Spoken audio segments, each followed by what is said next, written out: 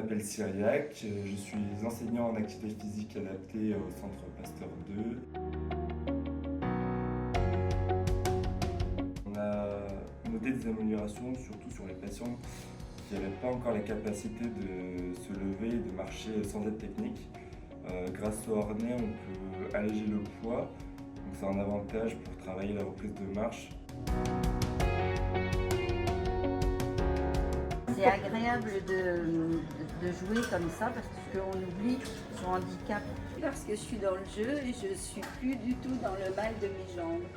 Je m'aperçois aussi que si j'avais pas eu le tapis Emma, je n'aurais peut-être pas eu l'envie de continuer les mouvements alors que le tapis me permet d'aller plus loin. Oui, si on vous explique une première fois, après vous avez compris et les jeux vous permettent de travailler le transfert de poids. Moi, je trouve que c'est génial. Qu'est-ce que vous pensez du harnais? Moi, je suis contente parce qu'il me rassure. Je me sens en sécurité avec le harnais.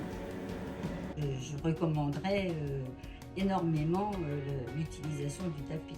Bonjour, moi je m'appelle Benjamin, je suis kiné depuis 2013 et je travaille du coup au COS Pasteur 2 dans la ville de Troyes. Nous avons essentiellement des pathologies neurologiques, donc de l'AVC, sclérose en plaques, Parkinson, blessés médulaires.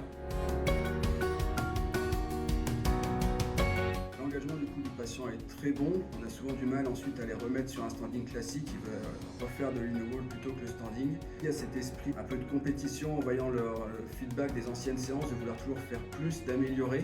Et ça, c'est stimulant pour le patient. L'évolution qu'on constate le plus, c'est surtout une augmentation du temps de verticalisation.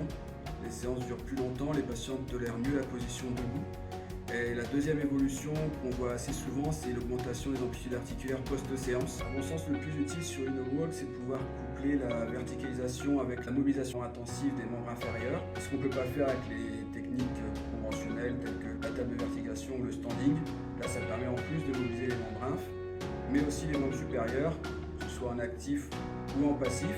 Ça permet aussi de mettre une double tâche cognitive, soit avec le biais de l'écran face au patient, soit avec le casque de réalité virtuelle.